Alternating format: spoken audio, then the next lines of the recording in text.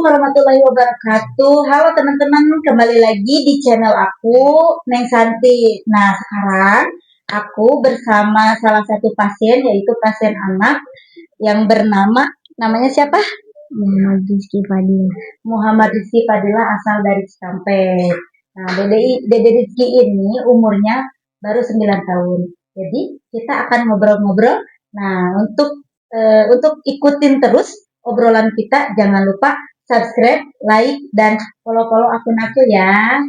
Mari kita lanjutkan obrolan kita bersama Dede Muhammad Rizky ini. Tapi sebelum itu, aku minta semangatnya yang ada di sini. Tepuk tangannya dulu dong. Bisa tepuk tangan? Nah, aku mau ngobrol langsung ya. Ini kita berdua aja. Gak apa-apa kan berdua? Enggak sama mama sama ibunya. Mama ibunya kan sama ya. Berarti enggak sama, enggak bapaknya. Enggak apa-apa kan kita berdua? Enggak sama bapak sama mamanya enggak apa-apa. Enggak apa-apa. Dede Rizky ini masih sekolah kan? Masih Kelas berapa? kelas 3 Kelas 3 SD. Di sekolah mana?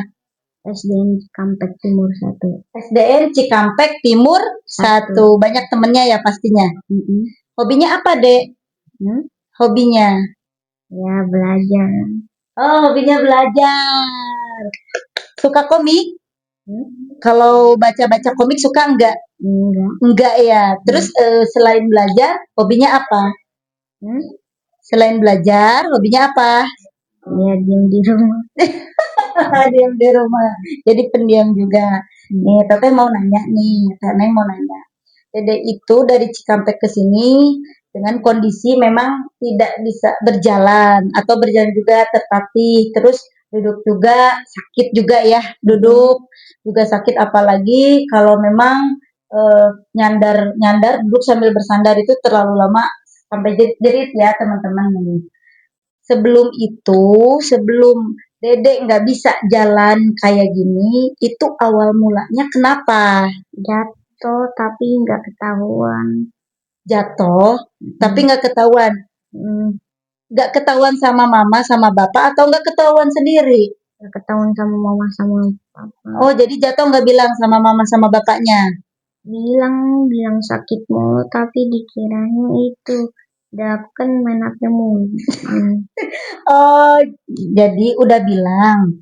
Tapi mungkin karena suka main HP mulu, jadi dikiranya biasa doang gitu. Oh, jadi dikiranya biasa doang. Gitu. Iya, jadi jangan terlalu main HP. Jadi dikiranya kayak gitu. Itu jatuhnya di mana? Di kamar.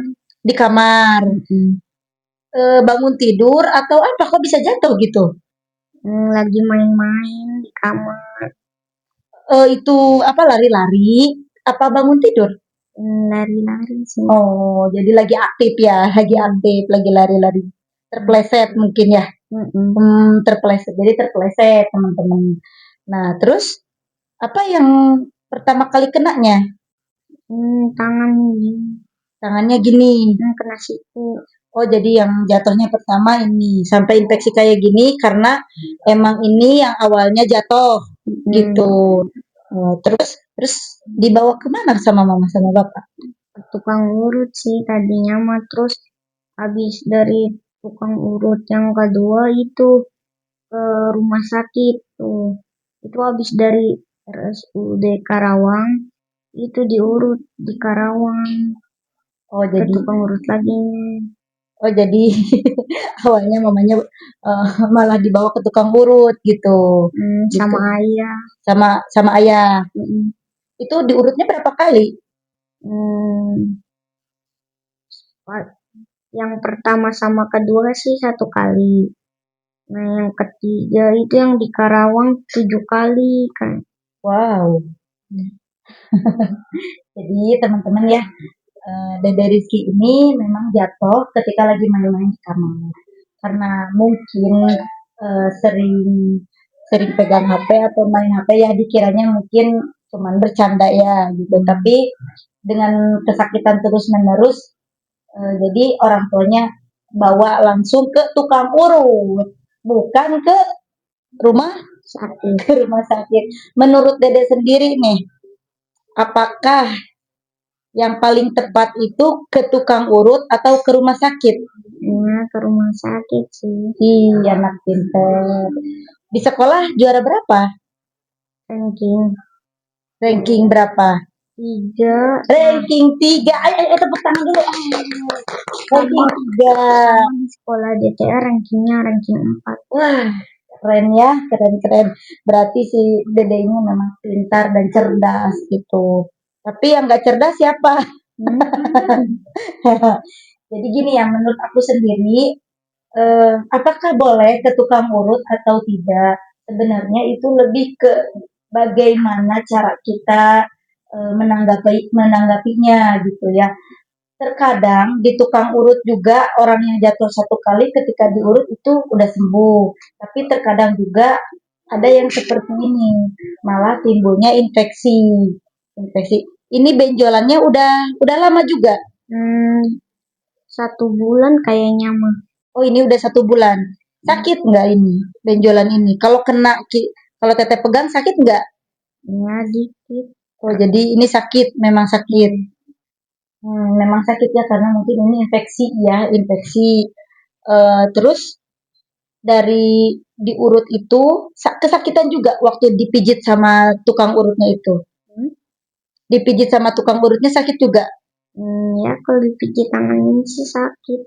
Sakit. Jadi memang mungkin si Dede ini menahan sakitnya karena memang mamah sama bapaknya bawa di dedenya ke tukang urut sebelum ke rumah sakit.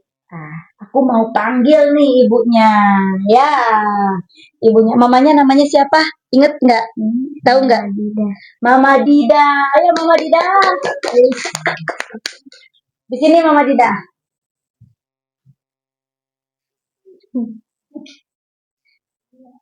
Pengen cerita sedikit nih. Kenapa sampai Dede Rizky ini datang ke sini sampai nggak bisa berjalan hanya karena jatuh. Mungkin kalau anak-anak jatuh itu udah biasa ya, tapi kalau sampai kena infeksi, anaknya nggak bisa jalan lagi gitu ya, kita akan tanya sama Ibu Dida dan siapa tahu jadi inspirasi untuk para orang tua ketika anaknya jatuh itu harus seperti apa teman-teman gitu ya Bu. Tapi ini sebelumnya udah didiagnosa apa sama dokter? Sama dokter di mana? Di sini? Iya, di RSAS-nya. Osteomilitis. Osteomilitis ya, gitu. Tahu Ibu osteomilitis itu apa? Ya, bakteri yang di tulang. Oh, jadi tulangnya ada bakterinya. Infeksi tulang infeksi gitu. Tulang. Iya. Dan tindakan dari dokter apa di Rumah Sakit Hasan Sadikin ini tindakannya? Kemarin baru ronsen sama cek lab. Ya. Terus sekarang tinggal nunggu antrian operasi aja. Berarti memang harus dioperasi. Iya. Seberbahaya itukah gitu ya? Iya. Sampai harus dioperasi. Kita akan dengar cerita sedikit awal mulanya si Dede sampai ke sini. Mangga Bu. Awal mulanya si Dede sampai datang dan dirujuk seperti sekarang ini gimana Bu awal mulanya? Ya awal mulanya kan emang sakit, sakit tapi sakit. Mungkin menurut saya ini anak kebanyakan main HP karena emang anak susah ya kalau anak main HP itu susah. Kebanyakan main HP enggak mah sakit.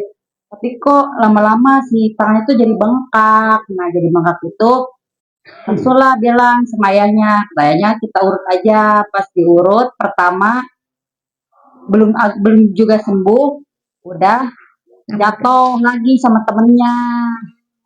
Kedua, pas diurut yang kedua, kok tangannya malah pindah tukang urut, kok tangannya malah tambah bengkak.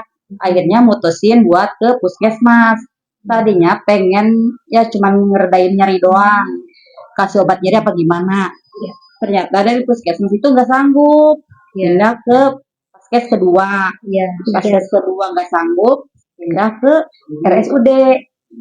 Nah dari RSUD ayahnya ke rumah mertua. Namanya orang kampung mungkin karena takut, karena banyak anggapan negatif lah tentang Hasan Sadikin ini, tentang rumah sakit ini kan RSUD itu dirujuk lagi ke Hasan Sadikin. Namanya orang kampung banyak yang komen-komen negatif sampai orang mertua tuh nyaranin jangan ke Hasan Sadikin, katanya banyak yang ini gitu. Nyaranin ke tukang urut lagi. Saya nyoba ke tukang urut dengan perjanjian, kalau ke tukang urut ini nggak berhasil, wayahna kita ke Hasan Sadikin. Oke, ke tukang urut ini agak lumayan bagus lah dibanding yang satu sama yang kedua. Anaknya juga dari tadinya tangannya kayak gini banget, sekarang udah agak Ada lurus, bangkit dan lurus, ada perubahan. Nah, tapi kok ini tangannya malah nggak sembuh-sembuh gitu. Bahkan sampai 7 kali diurut itu, tapi kok masih nggak sembuh-sembuh. Sampai tukang urutnya kan malah nyebar ke sini. Oh, ke sini ya. Ke sini, ke punggung, sakit punggung. Leher ya. Nah, dari situ tukang urutnya, oh kalau dari tangan udah nggak ada masalah, kata tukang urut. Tapi kalau misalnya untuk dari leher, dia nggak tahu. Coba aja ke rumah sakit. Kalau dari tukang urut yang ketiga, gimana ya? Ini kita ke tukang urut udah, tapi anaknya belum sembuh juga. Tapi kekeh namanya. Ya kita punya suami, anak sakit. Kalau dia kekeh nggak mau ke rumah sakit, masa kita harus inisiatif sendiri? Nyampe berbulan-bulan, nyampe saya udah capek sendiri ngurusnya, nyampe saya bahkan marah, kekeh nggak mau. Alhasil pindah ke tukang urut yang keempat. Wow. Dari tukang urut yang keempat itu baru ada tindakan. Kata tukang urut keempat, Bapak ini anak kalau didiemin bisa lumpuh total. Kalau misalnya saya bisa, cuman kan di sininya kan timbul benjolan. Si benjolannya itu harus dibawa ke rumah sakit. Kata saya dalam hati, kalau udah ke rumah sakit mah ya udah, dibenerin semua gitu. Kalau menurut saya dari situ baru kebuka lah pikirannya. Baru dari situ nyampelah kita ke sini. Dari tukang urut yang keempat nyaranin buat ke dokter. Ya, jadi kayak gitu. Nah, ceritanya. Begitulah ceritanya panjang lebarnya. Dan tukang urut satu, tukang urut dua, tukang urut tiga, dan tukang urut empat. Nah, untuk ibu sendiri itu kan reviewnya jelek ya tentang Hasan Sadikin. Sekarang menurut ibu sendiri yang udah mengalami langsung ke rumah sakit Hasan Sadikin gimana? Ya kalau menurut saya sekarang ya emang sih ya namanya kita kan dari jauh, perlu ongkos, perlu apa takut yang disalahnya. Tapi setelah di sini alhamdulillah pas kita nyampe IGD malam-malam, kita kan emang nggak, ini kan rujukannya ke poli. Jadi kan kita diterima di IGD, ya otomatis kita kan bingung, kita mau pulang atau mau kemana. Tapi satpam dari IGD alhamdulillah ngarahin ke rumah singgah ini, ke Teh Santi. Alhamdulillahnya kita jadi punya tempat buat berteduh, berlindung. Jadi dari kepusingan kita takut ini takut itu, alhamdulillah lah dibantu juga prosesnya sama Teh Santi, dari mulai AB, ambulan segala macem dibantu semuanya sama Teh Santi. Alhamdulillah, terima kasih buat Teh Santi sama si emasnya. Ya.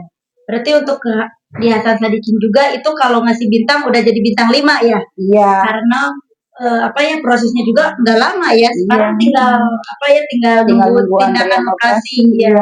Jadi teman-teman jangan takut nih untuk pergi ke rumah sakit Hasan Sadikin. Ibu ini juga udah ini ya Bu ya, udah jadiin bintang 5 untuk Hasan Sadikin yang tadinya memang nggak mau sama sekali ya karena ketakutan. Ya pesan saya sih cuma itu sih, kalau misalnya ada yang review jelek, kenapa nggak kita coba dulu? Review jelek dari orang lain belum tentu jelek di kita gitu. Kalau menurut saya, pesan saya mah gitu. Betul. Aku mau nanya lagi ke si Ade.